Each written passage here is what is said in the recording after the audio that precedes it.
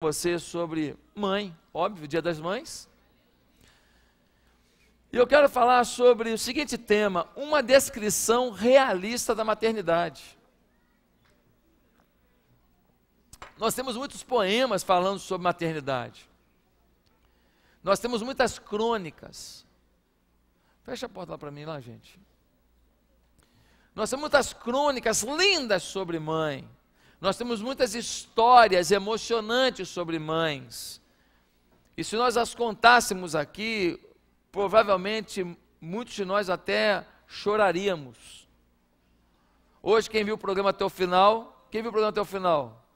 Chegou atrasado na escola ministerial. Chegou atrasado. Mas quem assistiu o programa de televisão até o final, me viu ali fazendo uma homenagem às mães, aí depois fui falar da minha mãe, eu nem sei se a minha mãe viu, mas aí, com certeza, as irmãs lá da igreja devem ter ligado para ela, né? Porque a gente vai falar de mãe e aí a gente chora. Chora, né? É complicado, mãe é um negócio que mexe com a gente. Então, eu quero dizer uma coisa para você. Muitas coisas são ditas de forma a produzir emoção e valorização da função mais nobre da mulher, a maternidade.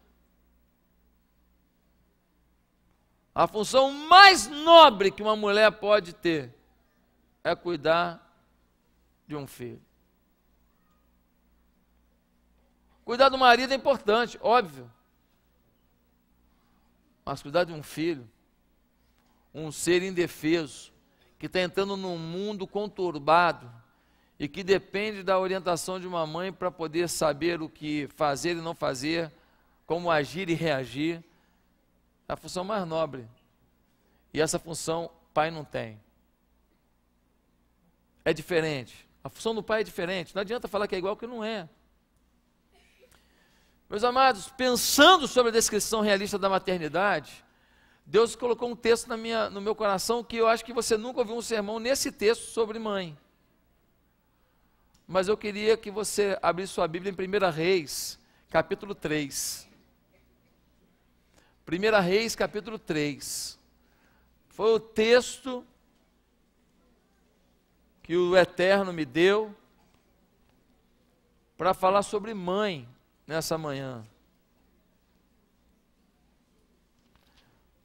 1 Reis, capítulo 3, do verso 16 ao verso 28.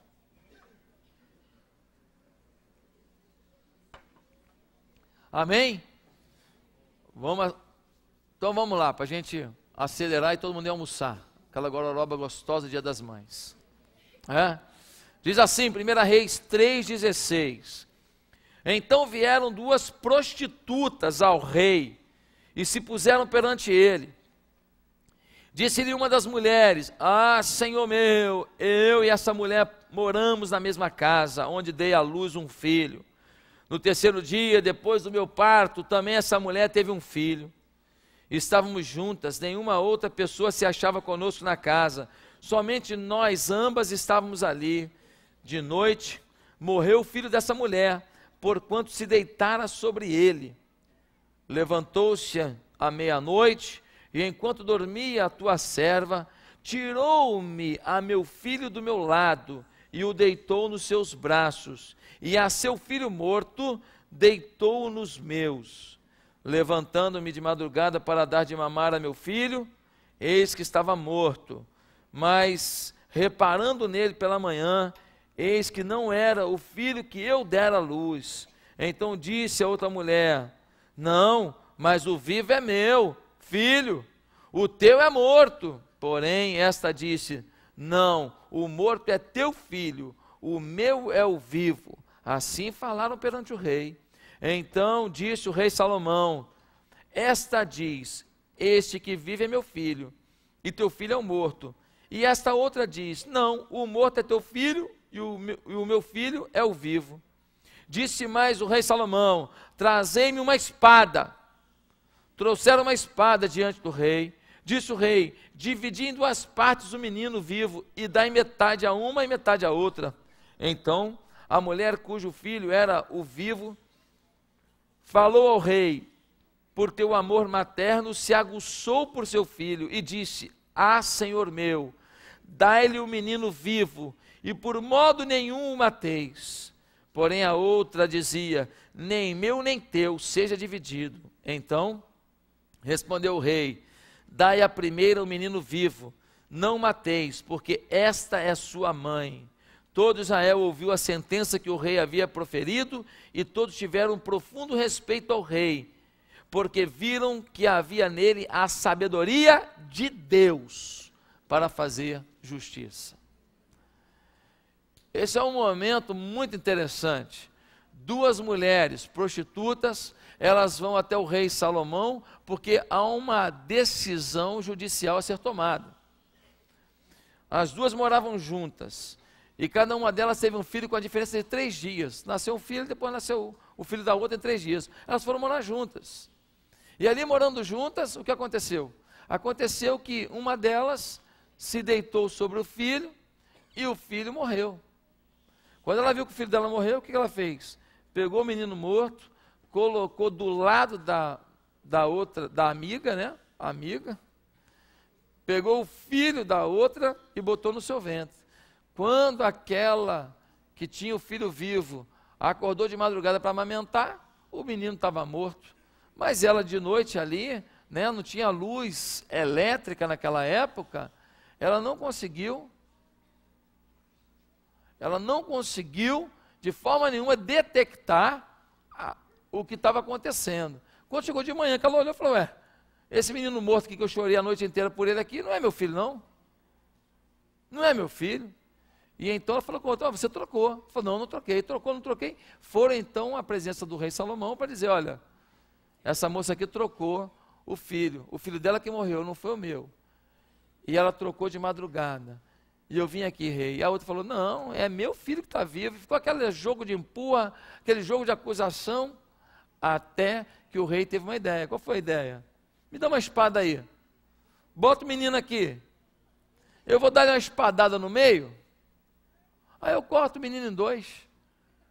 Uma fica com um pedaço, e a outra fica com um pedaço. Você está rindo que não foi com você. Vou dar metade para um, metade para outra. Cada uma fica com meio filho, pronto. A mãe de verdade disse o quê? Nem pensar. Então deixa o filho com ela.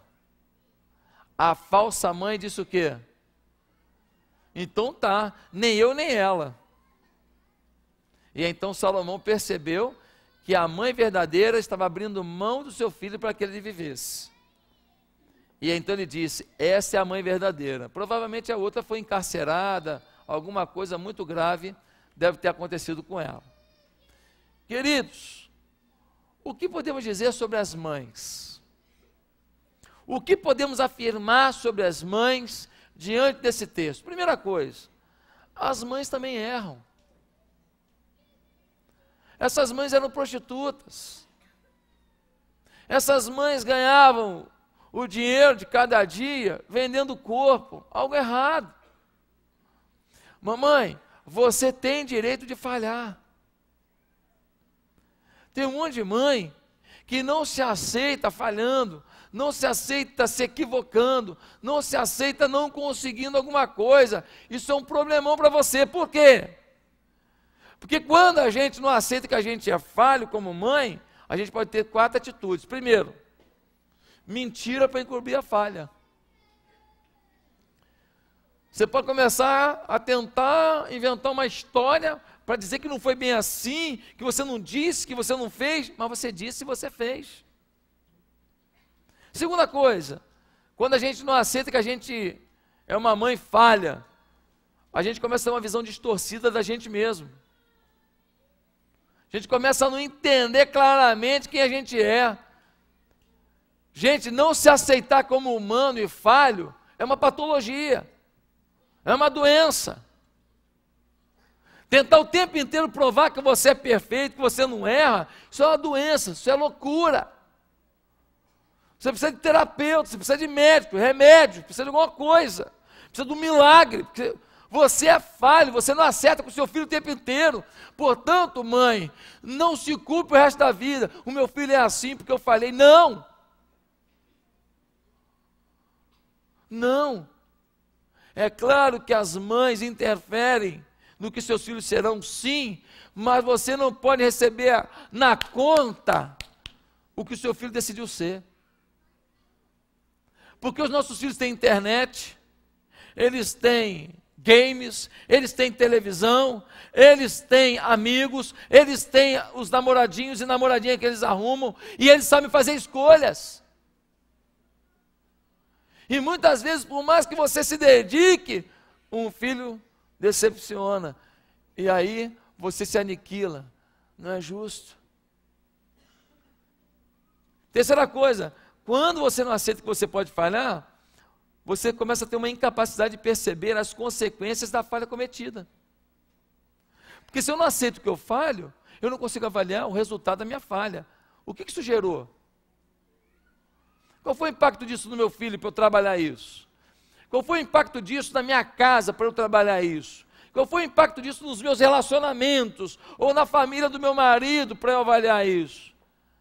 Mãe, você tem direito de falhar. E porque você tem direito de falhar, você é humano, você pode então tentar ver qual foi o impacto da sua atitude falha. Quarto e último lugar, quando você não admite que você pode falhar, você começa a ter uma distorção do ensino fundamental ao filho, sobre sua fragilidade, sobre a necessidade de saber pedir perdão, porque aquele menino precisa aprender a pedir perdão, porque se o menino não aprender a pedir perdão, porque a mãe dele nunca pede perdão, porque ela é absoluta, aquele menino não está preparado para a vida. Criançada, vocês têm que saber pedir desculpa para o coleguinha. É bonito isso. Deus gosta disso. Mães que não aceitam que falham, não ensinam seus filhos a reconhecerem suas fragilidades e a necessidade de pedir perdão e de perdoar. Porque quem não fracassa não precisa pedir perdão. E quem não fracassa não aceita o fracasso dos outros. Portanto, não perdoa. Queridos, queridas mães, eram duas prostitutas, mães. O erro delas era muito grave. Talvez o seu não seja tão grave assim. Mas mães também erram.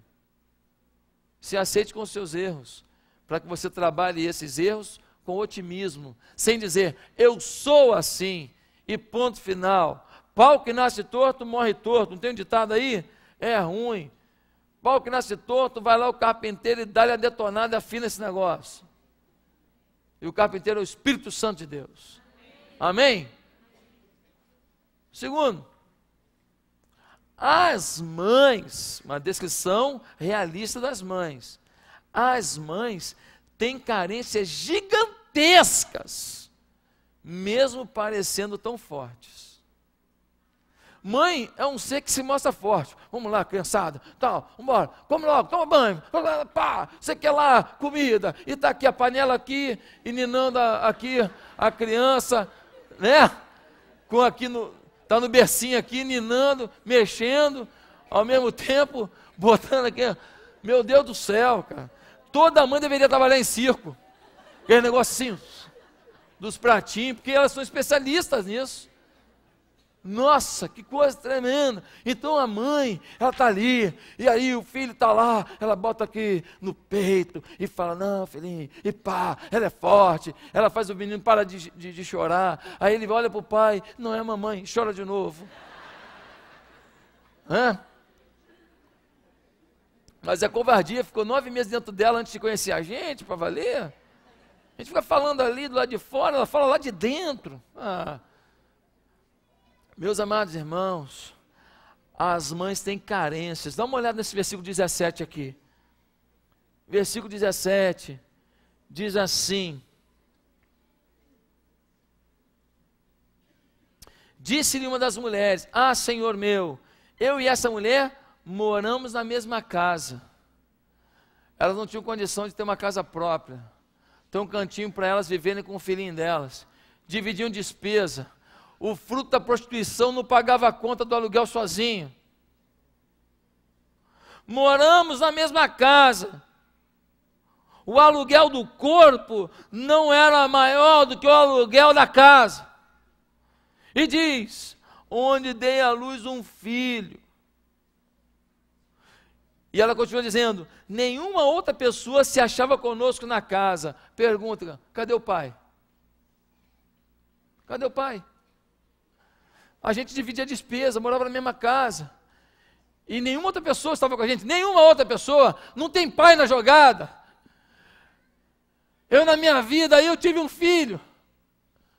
Eu amo esse filho. Eu caí nessa vida, eu tenho um filho para criar. Não tem pai para me ajudar não, seu rei.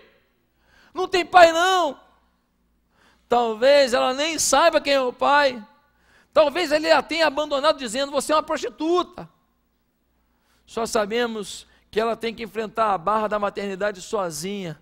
Talvez nem seu resguardo tenha respeitado, porque tinha que fazer dinheiro com o seu corpo para poder amamentar o seu filho, para poder ter comida e dar para o seu filho.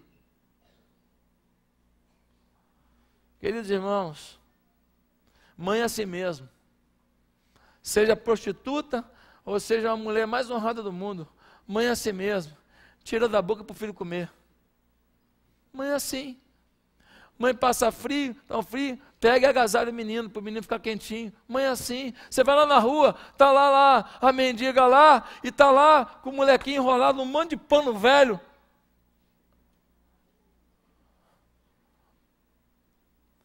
As mães têm carências gigantescas, mesmo parecendo fortes. Ela sente a dor, mas ela compra o remédio do filho. Quantas mães que estão com a dor aqui, dor de dente, estão precisando fazer um canal, não tem dinheiro, mas vai lá e compra lá o remedinho para a criancinha não sentir dor. Mãe é assim mesmo. Ela era uma prostituta, mas nem por isso deixou de ser uma dedicada mãe. Filhos, nossas mães também são carentes. Maridos, essas mulheres necessitam de reconhecimento por tarefa tão complexa que executam. Elas têm carências gigantescas, elas precisam de apoio, de gentileza, de ouvir um muito obrigado. Ah, mas ela é mãe, tem que fazer mesmo. Não, ela é mãe e faz, e com prazer por ser mãe. Mas a apreciação por sua tarefa tão árdua é tão importante. Temos de parar de achar que mãe é um ser que não precisa ser reconhecido enquanto ser, porque a maternidade a faz suportar tudo. Não, ela faz, mas não custa nada reconhecer. Terceiro lugar, as mães possuem uma missão estressante, porque podem determinar a vida ou a morte de um filho. A mulher foi amamentar. Olha o que vai dizer o versículo 19. O versículo 19 vai dizer assim: de noite, não foi de dia não, de noite morreu o filho dessa mulher. Morreu por quê? Ela deixou sem comida? Ela jogou fora? Ela deixou brincando com as serpentes? Não. De noite morreu o filho dessa mulher, porquanto se deitara sobre ele. Deixa eu te falar uma coisa mais comum do mundo. É uma mãe desesperada, acordando às madrugadas para amamentar o seu filho. E o seu corpo não aguentar. A criança pede o alimento e clama pelo alimento, e aquela mãe vai lá e fala, está aqui, estou cansado, eu estou desesperada, mas você toma, é teu. E ele começa a mamar, e aí a mãe de repente não aguenta, e cochila. E aí o seu seio sufoca a criança, e a criança morre asfixiada. Acontece muito. Ela não foi negligente não, irmão. Ela estava morta de cansada. Se deitou, talvez cansada depois de noites e mais noites, acordando sozinha, sem um marido do lado, sem alguém para ajudar, sem ninguém para dividir responsabilidade. Mas o problema é que mãe tem uma tarefa que determina a vida ou morte. Porque a mãe é que dá comida. Se não der comida, a criança morre. Mãe é que tem que dar o remédio na hora certa, que normalmente o marido já está trabalhando fora, a mãe ainda tem lá um prazozinho de 4 meses, às vezes, pela lei. Então, se ela não der o remédio, a criança morre. Detalhe, muitas vezes o remédio está fazendo mal para a criança e não bem. O médico errou. Sim ou não? Acontece ou não? E quem é que percebe isso? A mãe. Ele está ficando mais amarelinho. Opa, ó, a boquinha dele está ficando roxinha. Opa, que é isso, cara? Mãe agora é corregedoria de medicina. Mãe agora é fiscalização médica. Porque muitas vezes, se a mãe não vê, o médico, na boa intenção, ou por desconhecimento, ele produz uma falha. Porque às vezes a criança é alérgica àquilo. E o pai deu, o médico orientou, mas não sabia, não verificou que tinha alergia. E a mãe falava, ele está ficando assim, está ficando assado. E aí ela vai lá. E aí o médico fala assim, se a senhora não tivesse chegado aqui, mais 2 minutos a criança tinha morrido. É muito interessante isso, lidar com a vida e com a morte o tempo inteiro. E pior, é que quando o filho cresce, um filho pode ter a morte dos seus sonhos, conforme a mãe que tem. O pai também. Muitos filhos têm seus sonhos mortos, por causa de palavras que ouvem da boca da gente, ou têm seus sonhos revigorados, apesar de um fracasso que tiveram, por causa de uma palavra de uma mãe. Vida ou morte? Morte física, morte emocional, morte dos sonhos, na boca, no gesto de uma mãe.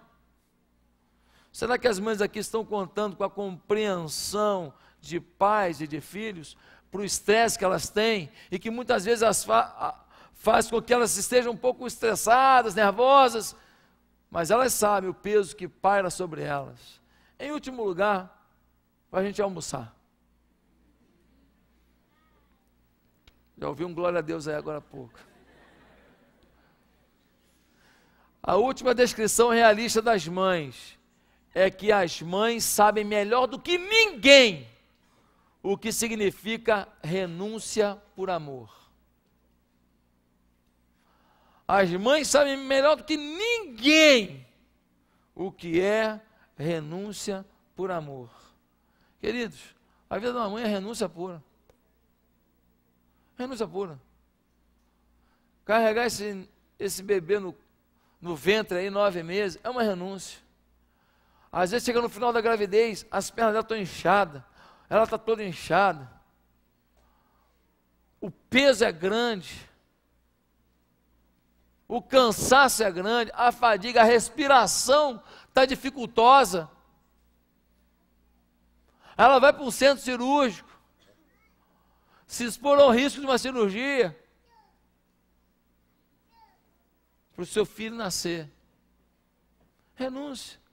Depois tem que abrir mão do sono, do tempo, do plano. Por quê? Porque é um ministério, um filho. Ministério de tempo integral.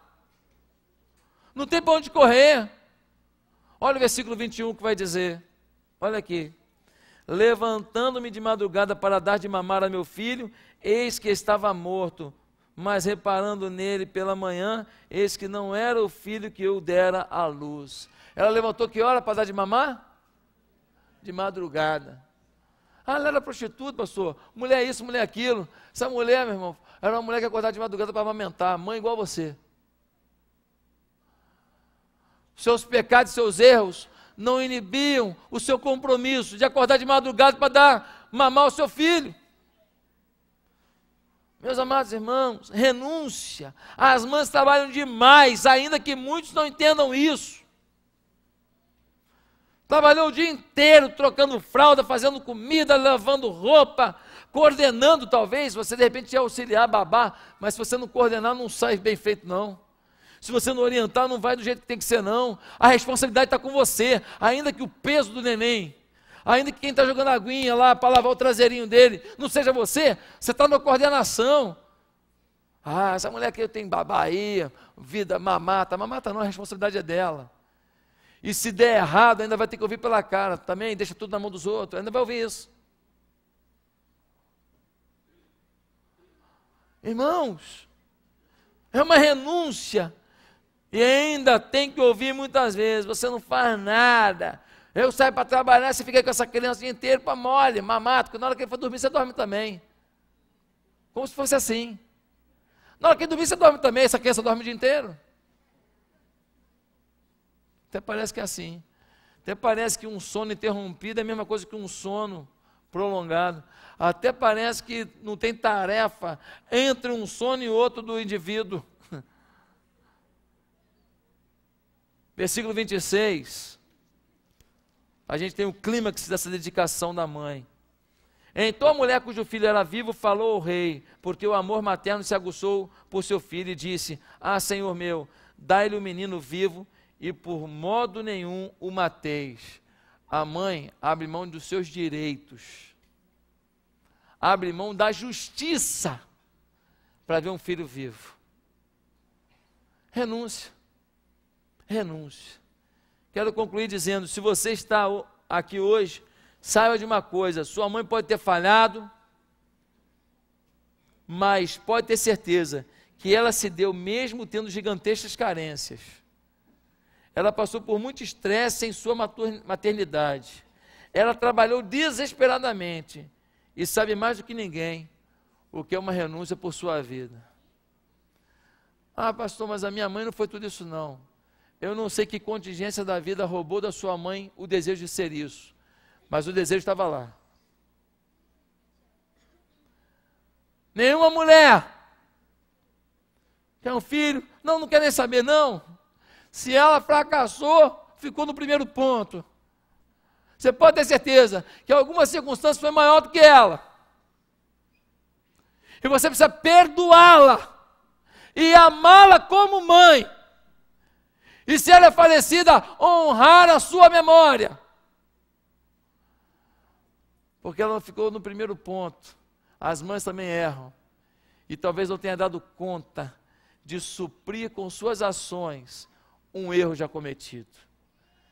Mas quando vem um perdão de Deus no coração da gente, quando vem uma clareza do Espírito Santo sobre a gente, aquela mãe que magoou, que feriu, que fracassou, a gente reverencia a sua presença, reverencia a sua maternidade, e a gente concede um perdão incondicional, dizendo: eu agradeço a Deus pelo ventre que me gerou. Pastor, mesmo não conhecendo esse ventre? Sim. Mesmo não sabendo quem é essa mulher? Sim. Honra a tua mãe, e se prolongarão os teus dias na terra. Prolongarão no sentido de existência, não somente isso, se prolongarão no sentido de intensidade de vida, porque os que perdoam a maternidade estão preparados para serem pais e mães, à luz da vontade do Eterno. Que Deus te abençoe, mãe. Que Deus te console, mãe. Que você não receba sobre o teu coração o peso das falhas dos teus filhos. Não é justo. Você só dá o que tem. Se você pode dar mais, comece a dar mais. Mas não perca a sua paz, porque os fracassos acontecem.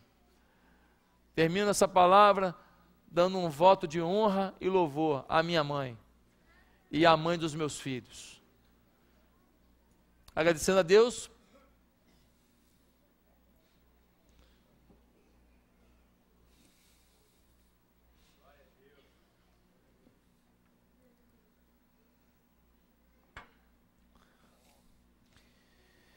por tudo que a minha mãe fez para que eu fosse um homem de bem, e por tudo que a minha mulher faz para que meus filhos, Lucas e Gabriel, sejam homens de bem. Agradeço a Deus por você, Bianca, e pela dona Dorca, que me amamentou. Vá em paz. Feliz Dia das Mães.